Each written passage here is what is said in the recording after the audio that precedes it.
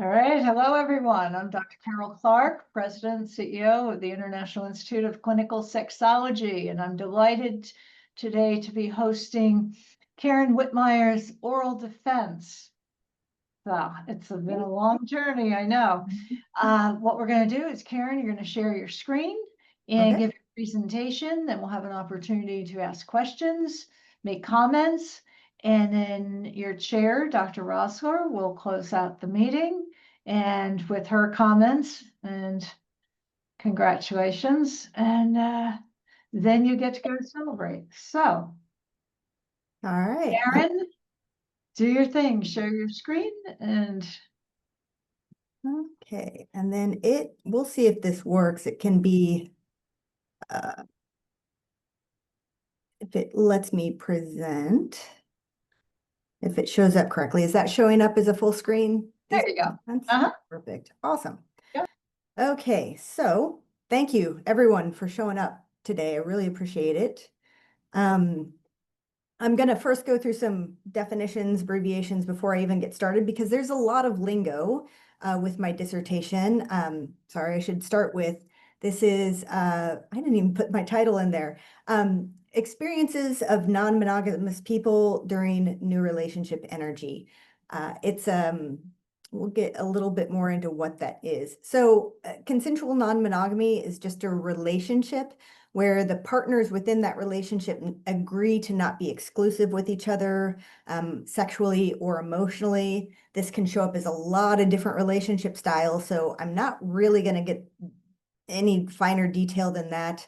Mostly this shows up in polyamorous relationships where people are allowed to fall in love with other partners. But you've got to really be aware of this even in relationships where you're not allowed to fall in love with each other, because you never know when this is going to hit. It is not something you expect to happen, and it can just happen in any relationship. So new relationship energy is the giddy excitement at the beginning of a relationship. It's often characterized by an intensity of emotions, a desire for that intensity and those emotions to be reciprocated. There are often a lot of intrusive thoughts. There are intense mood changes on both sides, usually euphoria, and then there can be a crash. There are often intense fantasies, idealization about this new partner, and the intensification of emotions can be associated with perceived barriers. So if someone tries to get in the way of you and your new person, you can have a huge growth in these emotions for another person. And then just a couple of really straightforward definitions. These are not official terms within the non-monogamy community, while the other ones are. These are just for this paper. Established partner and new relationship partner. So in any given dyad in a relationship, the established partner will be the person who's not experiencing NRE. They have the partner who is experiencing NRE. And then the new relationship partner is just the one in the dyad that is experiencing the NRE. And then the new partner would be the person that is coming in from the outside into the middle, not really middle, but into an established partnership, right? And so a new relationship partner in non-monogamy might have several established partners. So several people might be getting affected by this, but usually what I see as a therapist is often a dyad coming in, they're opening up their relationship, and one of them has started to date a new person, and NRE develops in this, and that's where the disruption often happens. So a little background in why, although the scientific literature on consensual non-monogamy is growing, there's just not a lot of research at this point, especially not during this phase of a relationship. Occasionally you'll hear NRE brought up in studies, but it's usually just a sideline in the discussion somewhere. This phrase was, or this feeling, this NRE, is often compared to limerence, as described by Dorothy Tenoff. She started her work in the 60s and 70s on stuff she was noticing in her students, and published a book. First copy, I think, was in the late 70s, and then the second version in 1998. And then For many established relationships, it can be considered a time of volatility and distress when things are going to be moving around and changing in your relationship. So most people who enter into a new relationship while already in an existing relationship do it to increase their well-being and their life satisfaction. This is often the goal you hear when a couple is wanting to open up their relationship. However, many of the existing relationships that bring in new people will struggle with feelings of jealousy and adapting to changes in the structure while a new relationship is developing. You can kind of see this, and it's very similar to like when you add a baby into a relationship, it really can disrupt the system, right? And so the purpose of the study is to gain insight into specifically the challenges that exist during that stage.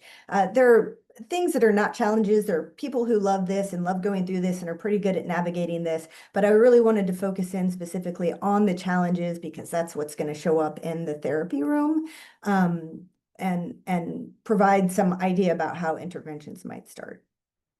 So for my literary review, I focused on two models, attachment theory and needs theory. So attachment in babies was the first thing studied, and then it was adapted to adult romantic relationships in the early 80s. And it describes the methods that people use to get their attachment needs met. And this is how it really melds well with the needs theory. People have attachment strategies and then people have attachment needs, right? So the strategies you use to get the needs met.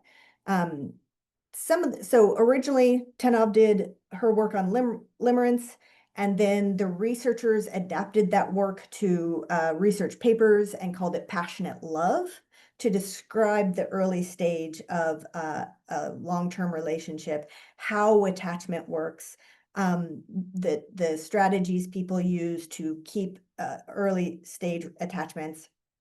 And then later on, more researchers focused more on the biological systems of attachment. And I think those are really important in understanding what is happening to this phase, like the physiological changes that happen to create the behavioral changes that happen. But again, kind of beyond the scope of the research here, since I can't research how much oxytocin or dopamine people have. So I think it's important to understand that there's a biological process also going on in this phase. And then needs fulfillment is really a need is anything that motivates an individual into action. And not being able to get a need met can lead to significant distress, right? If you are chronically lonely, you are going to end up in depression and pretty severe depression, right? So it's important to get like that need to be attached to other people met.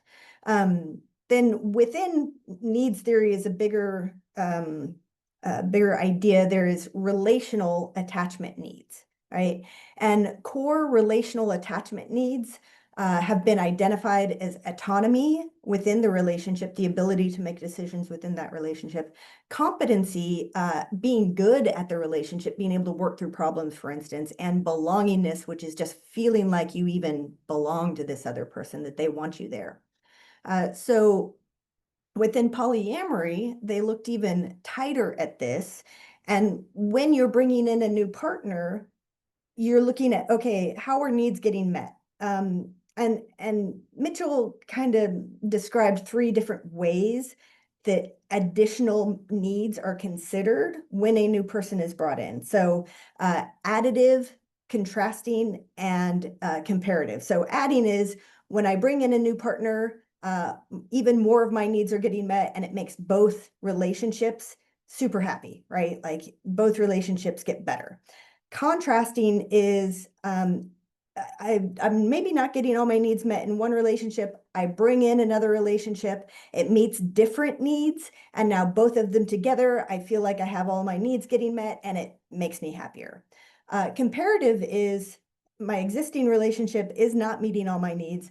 I bring in a new relationship. They are fulfilling a lot of my needs, and I realize I'm not getting what I want out of this other relationship, and it can often lead to pushing that relationship away. And it can be confusing because it feels like you're getting all of your needs met during the new relationship energy period because it's exciting and you're motivated to act well in that relationship.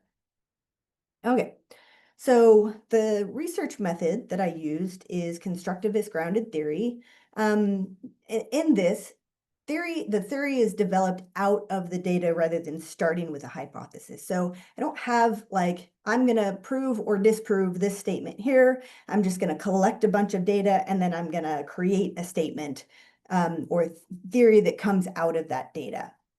And so to engage in this, I did intensive interviews, and other methods are often used in this, but I didn't want to go out into the internet and get a bunch of information. So I just used intensive interviews.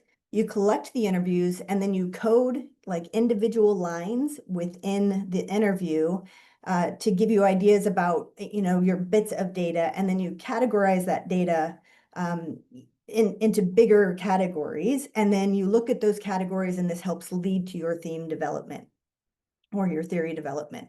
And so this is often used when there's very little research on a subject, as is the case with new relationship energy and attachment disruption in non-monogamous relationships. And constructivist grounded theory specifically acknowledges that there is the experience of the researcher um, that is helping generate the data or understand the data and interpret that data, which I have a lot of experience in this realm. I've talked to a lot of people in this realm. So I'm not coming into this unbiased, and I am adding my knowledge both to the interviews that I'm doing and in the way that I'm interpreting the data. Okay, so I took 11 participants, and the reason that number worked for me is because after 11 people, I wasn't really finding new data in there. I was getting a lot of stories, but not new data. So I also really focused on recruiting LGBTQ and non-white participants because so much of research historically has been geared towards, straight white women who were in their 20s going to college. And so I wanted to make sure I got a variety of experiences, even with a low number of people. Participants were interviewed over Zoom. The audio was taken from that and transcribed, and then I put it in Max QDA to help me sort, code the data, and really collect it together. Really, I liked that program. It helped me out quite a bit. So just a sample of the codes I used, not all of them, just to give you an idea of what I would uh, collect in there. So like couple coping mechanisms, this would be someone talking about, I would communicate with my partner what my needs were and ask them to maybe meet those needs. There were codes and subcodes too. So like I would have the new relationship partner, and then I would have their experiences, their needs, right? Their behaviors, their emotions under that. And then I would have the existing partner as a separate code. And some of my interviewees would be just the established partner or reporting as an established partner. Some of them would be reporting as a new relationship energy partner. Some of them, many of them, would be reporting as both, because most people within the non-monogamy community have been on both sides of this equation at some point. And then if they were talking more generally about things where I couldn't really categorize it under the NREP or the EP, I would just put that in a general needs in NRE, attachment in NRE. And then I focused on, I did ask people very pointed questions about how they thought their identities intersected with their experience of NRE. So I have some of this information in there because I think it was really important to capture that diversity of experiences and how that's unique to certain groups. Okay, so some of the themes I came up with, there are 6 themes that we're looking at here. And these are I don't feel like these are exhaustive by any means, but it was also, I would have had to have like 3-hour interviews and get really detailed with them in order to really get into deeper stuff. So that goes into, future research options.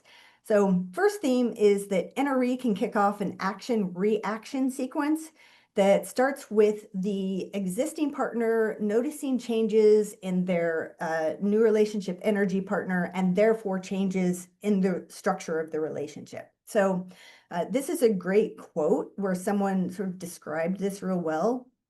So this is someone, the NREP, who's very special to me as the EP, and they were suddenly spending a lot more time with this person. And they became very difficult to contact. And I felt, I think, entitled to some of their attention, and I wasn't getting that. And I think the biggest thing on my end was working through that jealousy and realizing, okay, this is something I need to work out with my partner and be like, it's really hard for me when this thing happens because I enjoy spending time with you and I want to do that. And it's very difficult for me to do that, right? So he's identifying that there's a change. His partner's spending more time with new partner. It's not working for him any longer. And then, so he's asking for a change back to spending more time together. And so it usually starts with that sequence of events. Theme number 2, and this is a little bit of, obviously kind of a theme. Biopsychosocial factors influence how participants act or react to the challenges of the NRE phase. And this includes attachment styles. And so one of the things that I think my data confirms with existing attachment data is that securely attached participants tend to navigate this a lot easier. They don't have a problem. They're just kind of like, this is cool, this is fun. I'm maybe more motivated, but it's not really, doesn't feel like it's affecting a whole lot. But my insecurely attached participants, which I had a lot more of, tended to say that like they couldn't trust themselves during NRE because they knew they acted very differently and trusted people a lot sooner than they should. And then the more anxiously attached people were like, I can't, also really struggling with trust and wanting to be even more intertwined with someone than they normally felt. And it would be a very anxiety producing time for them. Participants with minority identities, and I heard this a lot from my lesbian and transgender clients, and they reported that their NRE was often increased because they had shared experiences as a minority identity. So maybe they felt isolated in the rest of the world because no one else really identified with them, or they couldn't identify with other people. But once they got into this relationship with someone else that was like them, that expanded their NRE and their trust sort of artificially. And it didn't always lead to the best outcomes. And then participants with racial minorities identified the ways that their experience led to additional anxieties when navigating NRE. I had one Black participant, much larger guy, who discussed the way that he often minimized himself, minimized his needs within the relationship to not appear scary, right? Or to appear threatening to their partner. And that was exacerbated during this NRE period to get even smaller and make their needs even less to not appear scary.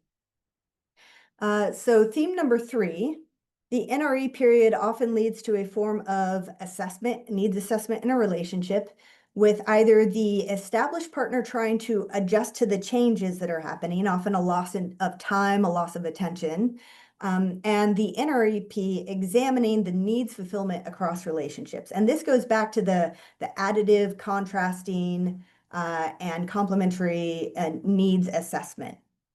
So the existing partner often feels like their needs aren't getting met during the NRE phase, or they have far fewer needs getting met. And so they examine how much they actually need that thing, right? So if they were used to getting their partner, 7 days a week, and now they've got them 5 days a week, they're examining, okay, do I actually need that additional 2 days? Or is that a bit more of like an entitlement, or like just something that I was used to and it felt like a need, and since it's being taken away, it's not actually a need. And so that can be a place where they either identify that like it's not actually a need, or they start to ask for this to be met again. The NREP may compare their existing partner to the new partner to determine how their needs are getting met. And several people talked about how that happened. Interestingly enough, often from the existing partner's point of view, where they were saying things like, I knew I wasn't there during this time. I know I wasn't there in a lot of the relationship, and this person was giving them a lot of attention. So of course they spent a lot more time with them. The mutual communication of needs, right? So both the established partner and the new relationship partner will start to communicate with each other a lot more, hopefully in a healthy way, not always. And it just leads to a lot of shifts in the relationship. Usually a shift of how much time or attention or duties in the relationship might be happening. So theme number 4, the NRE period is often more volatile and those less experienced with it. This came out over and over again. Of course, like the more we get used to something, the more it is emotionally able to handle it, generally. So oftentimes, one of the things that came up repeatedly, or categories that came up repeatedly, is when someone was going through NRE. Let me maybe back up a little bit. Tenov talked about this with limerence, and I heard a similar thing with NRE. Some people have a very mild experience of it. Some people have a very big experience of it. Some people say they've never experienced it at all. So there's not like one universal way of how big you feel NRE. And one person might feel much more NRE with another person and less with another. So it's not like there's a consistency with this. But big NRE, people have really big NRE, feel it really intensely often, it can explode on them and turn out into bad. And this would often happen within the first 3 months, where they got really deep into someone, something happened, a betrayal happened, and they ended up having a very volatile end to the relationship as well.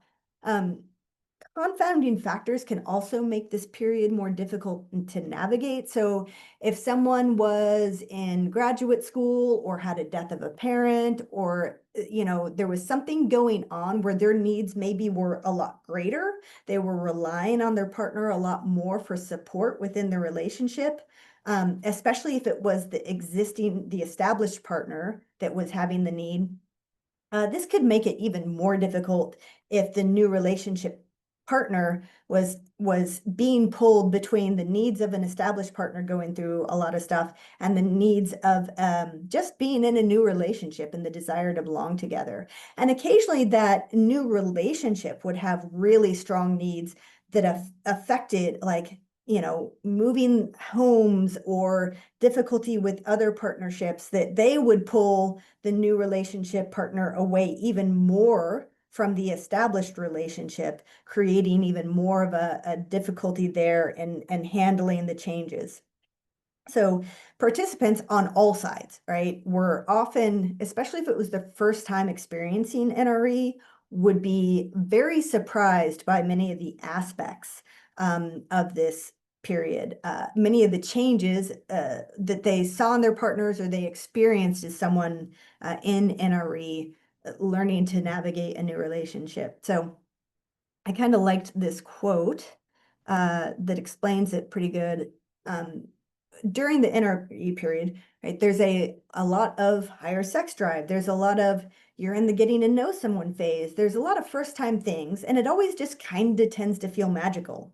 And you're just seeking things out with higher intensity than you would in an established relationship. This person actually used the term established relationship, which is nice to see. But they're just talking through how many changes were happening during this time, and their motivation to spend time with a new person, and the way that affected their relationship. Theme number 5, participants used many interpersonal and intrapersonal coping strategies to navigate the NRE period to varying levels of success. So interpersonal, I'm going to look inside me.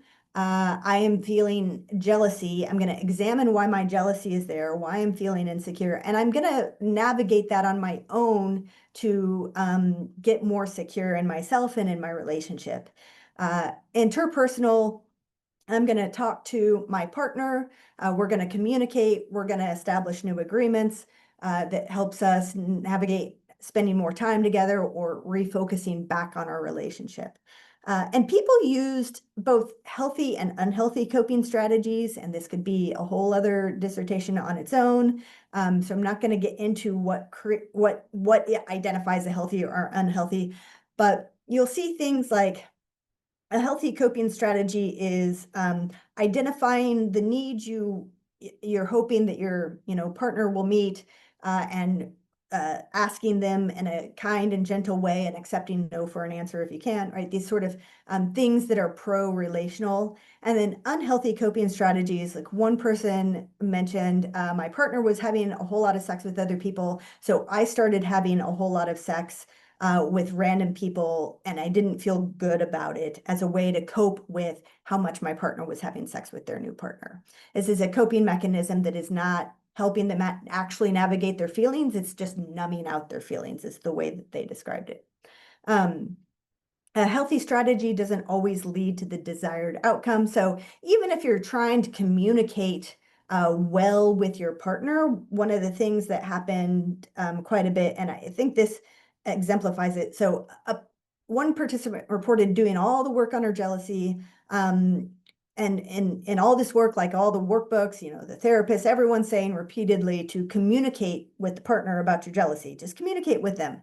And when she did communicate with her partner, the partner would minimize her requests. And this is quite common in the interpersonal communication. Is the NRE partner writes off requests as you're just jealous, you're just jealous, you're just jealous, instead of actually listening to them and examining, okay, can I actually meet this request, or what's going on, what's underneath this request.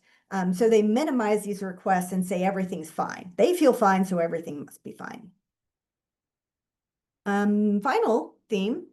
So after going through the NRE phase, participants learned many things and went through periods of growth.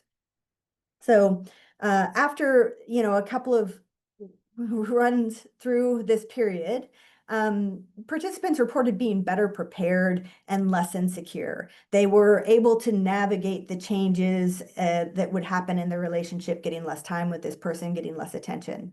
Participants reported a greater understanding of themselves and their relationship needs after going through NRE, regardless of what side they were on. A lot of participants were coming from a place of, opening up a relationship and a long-term relationship where often they had just gotten into sort of a codependent pattern, or accepting that a need's not getting met, so they just ignore the fact that they actually had this need. And then this period would make them re-examine how much they had given up to make a relationship successful. And then participants reported mostly learning to communicate better and regulate better, a lot of the time through examining their jealousy, examining their insecurities, and then putting in the work to navigate those insecurities instead of just avoiding them, like a lot of people experiencing jealousy can do. So with all of this, I coined this theory, the three-body problem. And the three-body problem in astrophysics is kind of interesting thing. So when you have two bodies in space, two gravitational bodies in space, there's a very eloquent, simple equation that describes their movement around each other. The moment you put a third body into the system, chaos happens and you can't use a single equation to describe what's going to happen. So this is sort of a play. A lot of early, psychiatrists, psychologists like to use a lot of physical sciences to describe what was going on. And this is sort of a play on that, an homage to that. So the three-body problem is established non-monogamous relationships, established dyads, may enter a period of volatility when a partner enters into the new RE in the NRE phase, with a new partner due to changes in the structure of the established relationship. And then the way that people navigate this disruption is often influenced by psychosocial factors, such as your attachment style, your social identity, and even your ability or desire to understand yourself. Your level of insight is going to help you or not help you navigate this time frame. And then participants will use interpersonal and intrapersonal coping mechanisms to manage changes happening during this period to varying degrees of success. And this may look like assessing for what one's needs are and how they are getting those needs met within a relationship, and then learning how to communicate more effectively in their relationship. So what this sets off for future research, really, this is the start of a whole lot of research that could be done. We need a lot more research into the, different attachment styles and how they interact specifically with the new relationship energy phase of a relationship, the limerence phase of a relationship. I don't think we have a whole lot of good information on that, because that strategy might be different than the strategy that you're using when you're 10 years into a relationship, and you're feeling generally more secure in that relationship. More research on effective coping mechanism strategies, so that we have good interventions in the therapy room, or even, I'm going to probably try to write a book on this. I hope to put a lot of interventions into that book to help people navigate this more and not be surprised by what's coming up. Because most people are very surprised by this. And then research on how the metamor, the new partner, influences the established relationship. So a couple of participants talked about how their experience being the NREP, or especially being the established partner, helps them when they're the new person coming into an established relationship. It helped them navigate how they thought about the established relationship, making sure, hey, like, have you spent enough time with your established partner? Are you getting to in this? How can I help you make sure that that relationship continues to stay healthy, right? So that's a whole area that got touched on that I wish there was a lot more research on. The other thing that, yeah, and this kind of goes into the limitations. I think there's a lot of future research that comes out of the limitations, which is 11 participants. This does not by any means represent a huge number of people that have experienced this, right? These participants had gone through it, had continued to be non-monogamous. There's a lot of people who go through this phase and aren't non-monogamous. They decide after this that they don't want anything to do with it, it's not worth it, and they go back into monogamy. And it'd be cool to get some information from those people about their experience of this. And I think the other big thing, like I said, only 11 people. I think there's just a whole world of what are the positive things that come out of this that I didn't get to touch on, because this makes it all sound like doom and gloom, and I think that there can be a big upside for people, and ways to stretch out this excitement period so that you don't have it for 3 months and then it crashes and burns. Okay, questions. 34 minutes instead of 38.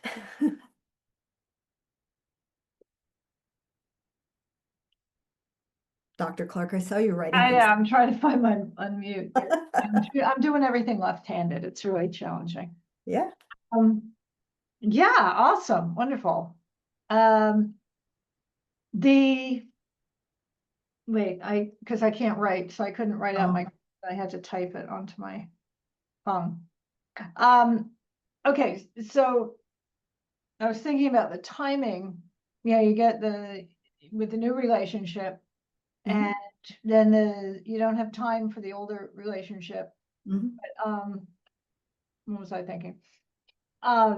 So everything's all, exciting and all. So do the new relationships tend to last, or do they flare up and burn out? Maybe you mentioned that because you were talking about, I think you did mention something like that, but Yeah. how do these, just say a little bit more about what lasts, what doesn't, who sticks around, who doesn't. Yeah. I think not the bigger the NRE, the bigger the crash oftentimes, but not always. And so people tend to, and this comes also from research on passionate love. NRE tends to last, anywhere between 3 months and 2 years. And, at that time, people tend to either stick with the relationship or not. And I don't know, I think it's the same thing with, monogamous relationships. The more you've done the work on yourself, the more you understand yourself, right? The more you have emotional regulation skills, the longer the relationship is likely to last, or end when you realize, oh, maybe this isn't a good fit, and let's like end it amicably because it's not a good fit, right? And so there's no telling. People sometimes have NRE relationships, they'll have secondary relationships for a decade, the rest of their life, right? And a lot of times they'll have them for 3 months to 2 years. I don't know that the distribution is any different from like a monogamous relationship for those like, Yeah, secondary relationships coming in. I guess it also, well, yeah, so yeah, you had 11 people, but you had said up front, I think that you were looking at all variations of non-monogamy. Mhm. So I guess I'm wondering, what were the intentions of the people that went into non-monogamous relationships? Was it to bring someone else into the relationship and, Mhm. uh, you know, have some kind of commitment, or is it just let's go out and have fun and it lasts however long it lasts? And Yeah, I think all my participants were intending to add a long-term relationship into their relationship. okay. There wasn't it I've seen this happen in a lot of other places where um the intention of the non-monogamy is to have sex with other people but not fall in love with other people, and then they accidentally fall in love with someone, right? Mhm. And then they try to be polyamorous. So I've seen it happen that way too, but everyone in this research study was intending to be polyamorous. Hmm. So they intended to have a long-term relationship, but that a lot of times it crashed and burned because the NRE energy ran just flared Yeah. up and burned out. Yeah. And you can think of it as like, um, a lot of NRE creates a lot of artificial trust, right? That your Mhm. system trusts this other person a lot more. And so the greater the artificial trust, the more the crash and burn when that one of the people broke something, broke an agreement, or did something that was like very intensely not, oh, you're not long-term relationship material, right? It Mm. burns very quickly. Do you think there's some love addiction going on in there Mhm. then? Absolutely. That Okay. is additional research I would like to look at. Okay. I am absolutely convinced that people can use polyamory as a form of love addiction and Mm. not realize what they're doing. Mm. Yeah. Okay. Thank you. Mhm. Um, Anybody else? Yeah. Let me know. MEL. Oh, thank you so much for giving such an amazing talk. It was lovely. I just had a quick question about ongoing hypotheses. Yeah. I understand that this was the groundwork that needed to be done before more established hypotheses could be laid out in a traditional manner. And so I'm excited about what's going to come next, especially around, I was wondering if you could get more granular about the biopsychosocial questions that you would like to ask next. Yeah. Uh, Biology, if I had my druthers, I would absolutely be like taking oxytocin samples from people's blood to try to like, measure, does the intensity of the NRE equate to like a greater oxytocin amount, for example. I think there's no way I'm ever going to get to that research, and I don't know that we'll ever see that. Psycho, like how much does your like emotion regulation, right? I could see you doing some sort of emotion regulation questionnaire being used to test emotional regulation before you start non-monogamy and open up. And, you know, after 3 or 4 periods of going through this NRE, where does your emotion regulation end up? Does it change anything just because this process is such a interesting, you know, place and time? And then social, you know, the non-monogamy community is pretty, you know, vast, and a lot of people participate in it and a lot of people don't. And I'd be real curious if people who participate in the non-monogamy community and ask questions about the NRE period, if they end up navigating it better and getting better advice from peers to help them get through it. So it's just like 3 examples. I could come up with 100,000 different places to go with this research, certainly. Well, I hope you do. Yeah, thank you. Ricky. Hi, Karen. This was great research. I've enjoyed working with you on it and reading the multiple revisions that it's gone through. I do want to add to the biological. I Yeah. could see also measuring cortisol, not just oxytocin, especially for both partners, right? To see who's feeling good and who's feeling stressed. So I had a couple questions though.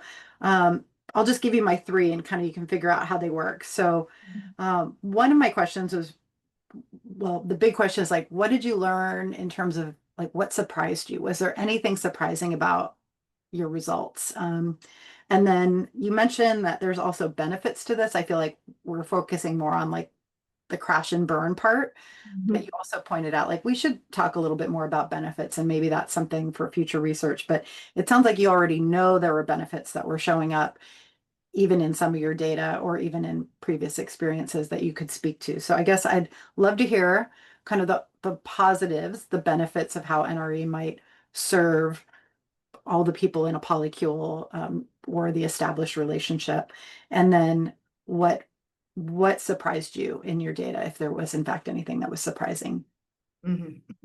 I don't know that there was a whole lot surprising in the data just because I've been in this community for a long time and I've talked to a lot of people about their NRE. So I already had an idea about where I was going and what I was going to see in there. I think if anything was surprising, it was just that it organized itself as neatly as it did.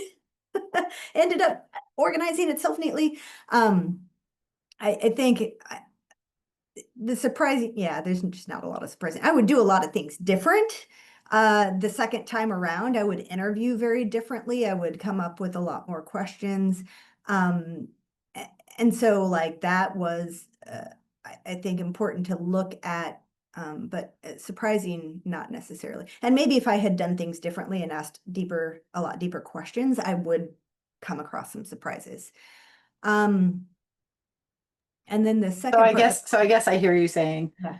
what was surprising wasn't the results so much as the methods, right? How it was what you learned about doing this sort of research and what it means to do that and how you might do that differently. Yeah. Which is also, to me, probably one of the biggest things that comes out of doing this kind of project is, oh my God, there's so many ways I could have done this. But I'll let you talk about the benefits too. Yeah. Benefits of NRE. So I think one of the things I like about it is oftentimes, it's very specifically, right? The new relationship partner will pick up hobbies, for instance, that their new partner is introducing them to, or methods of doing things that maybe their established partner has been asking for a long time. Like, hey, I've been asking you to go skiing with me for 10 years and now you're deciding you want to go skiing, right? And so there's this like lean into it rather than be offended by it.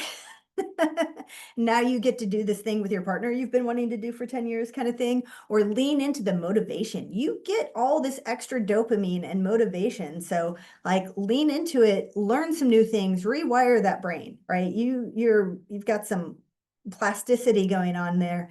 use the opportunity to rewire your brain into doing new things and new habits, right? If you're more motivated, maybe you can learn to get into the habit of planning, weekends away with your partner when you haven't done that for 10 years and your partner's been asking for it, right? So now you have a motivation to learn how to do that and grow some confidence in doing something like that. I think that was the biggest, most specific one, but Yeah. This has me thinking too about even sex life getting more exciting as people bring new tricks into the bedroom that they may have learned with another partner, and how that can work as well. But I don't know if that showed up in your data. I was thinking about that when you talked about going back to what surprised me, I think the thing that surprised me is that people did not talk about their sex lives more. But I mean, maybe that shouldn't surprise me because I didn't really ask any prompting questions, and people don't tend to just bring that up. But like, the sex life is such a huge part of the NRE, and like the disruption and the like new happiness that can cause.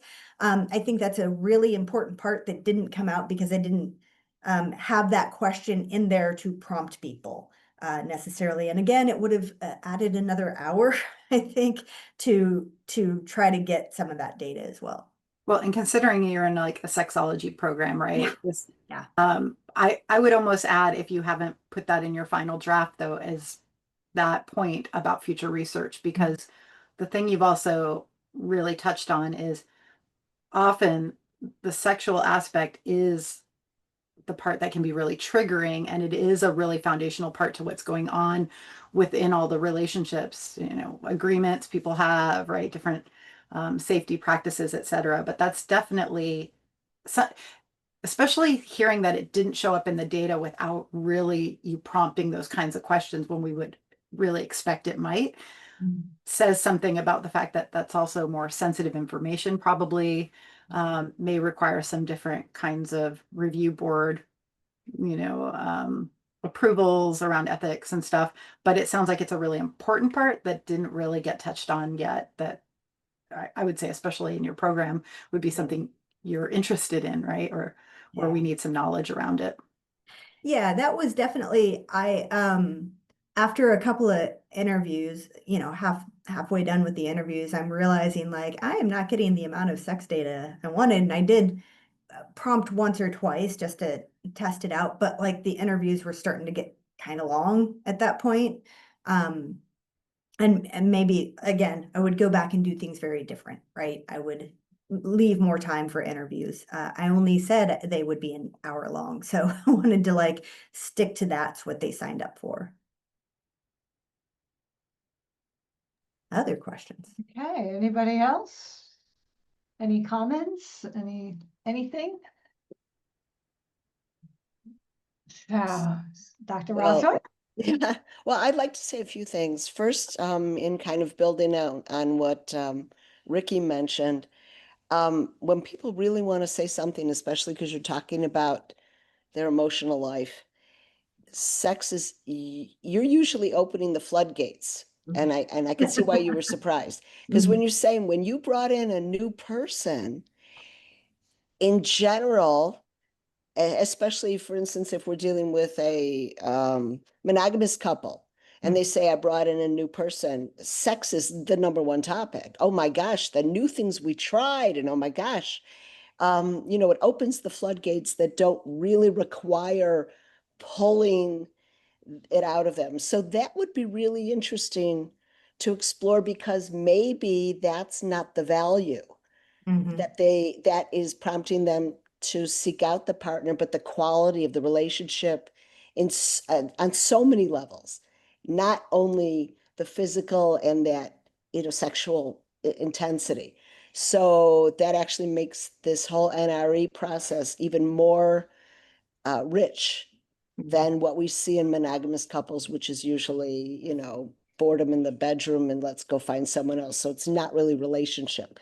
So, in terms of that type of thing. So, just wondering how come they didn't just go, oh my gosh, best sex ever. Oh my gosh.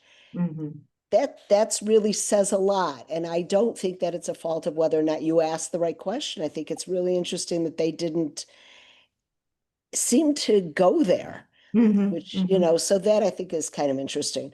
The one thing that also that I'd be curious about, and I think it's possible that Dr. Moreno was kind of pointing in this direction for the biopsychosocial, you made a point of interviewing a very strong variation of individuals.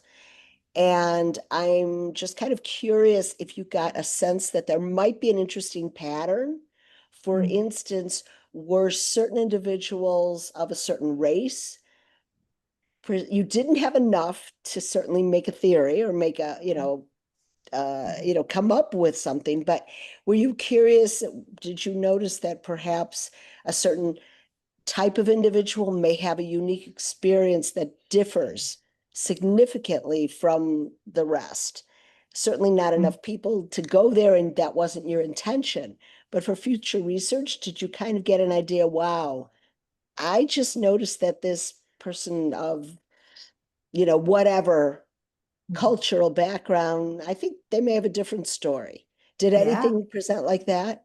yeah, absolutely. I had an Asian woman, or they may have been non-binary, I can't remember, who had grown up in a more collectivist society, and I think just approached relationship and community very differently than we often see. Oops. Oh no. Karyn, where are you?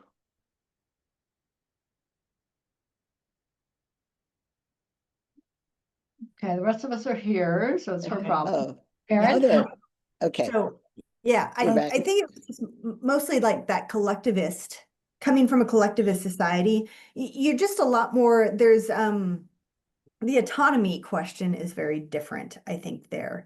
And I would be real curious to understand how someone from a collectivist society approaches non-monogamy differently than someone from an individualistic society, and how that might affect Mhm. the way that they interact with NRE, because they were very surprised at the behaviors their white girlfriend was engaging in. Like it felt very individualistic and didn't feel right to them. Yeah. Yeah, I think that would be an interesting thing Mhm. to tap into, and that surfaced. I Yeah. thought that was really interesting.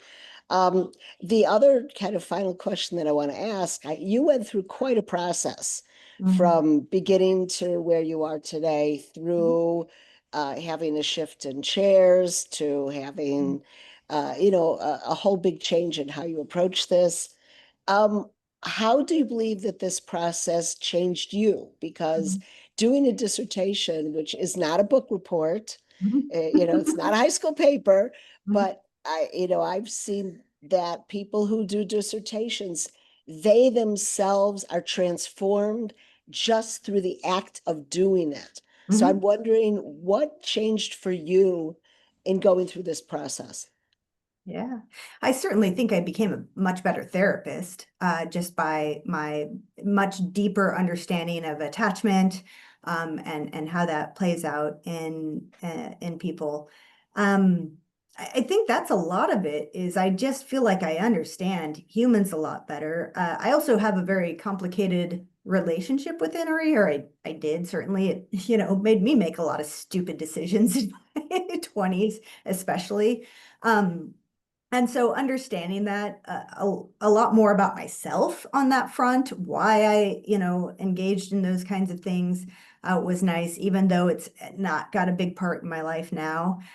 Hearing from people where it was a really positive experience and changed them for a lot better was always nice, because, that's not the experience that I've traditionally had with NRE. So um, being able to have a much broader understanding of it, I think helps me especially navigate my clients.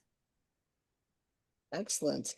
Yeah. Well, those are the comments that I have. I do want to say that as your chair, it was just an absolute pleasure getting to know you, working with you, and having you help me grow in my understanding of this topic. Mhm. And I am absolutely honored to now give you your official new title, which is Dr. Karyn Wittmeyer. Yay, thank you.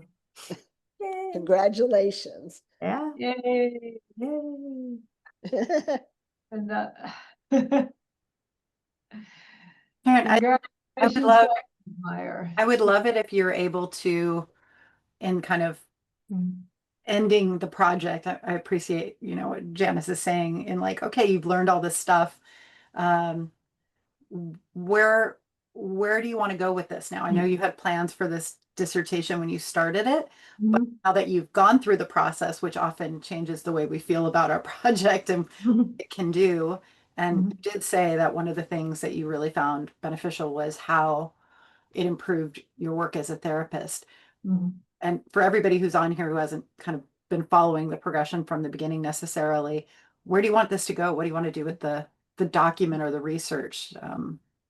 Yeah, I definitely have plans to interview a bunch more people with pointed questions and do a book on this because there's not a book about this for the non-monogamous world, and it really needs to be out there. So that's the biggest thing. I'd love to create some courses for therapists, but we'll see if I have time with the book.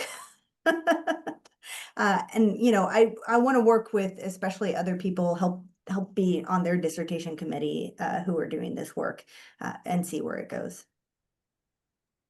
I will throw out, you could consider maybe doing short webinar series for other professionals rather, which you've had experience doing with meetup groups online as well as a therapist. So I think there's some real creative ways that you could connect with other therapists and help them learn from what you've done. That might not be this gigantic project that you're trying to find time for. So I Yeah. do hope you do that because I think there's a lot of therapists that can benefit from learning a lot more about this, especially as non-monogamous become more mainstream in many parts of the country. Thank you. All right. Well, thank you everyone for joining us. Congratulations, Dr. Wittmeyer. Thank you. And this is awesome. I hope you'll reconsider coming to Miami for graduation, join all the other people that'll be here and, you know, do the whole cap and gown thing, because this is a huge, huge milestone in your life. And Dr. Rosler will be in touch with the other nuts and bolts things to finish up the process. But you can go relax now, celebrate. Yep. Thank you so much. Thank you. It's been a pleasure having you in our program. Thank So you. keep in touch. Okay, everybody. Bye-bye. Bye. Bye-bye-bye. Bye. Thank you for the guidance on the committee. Mhm.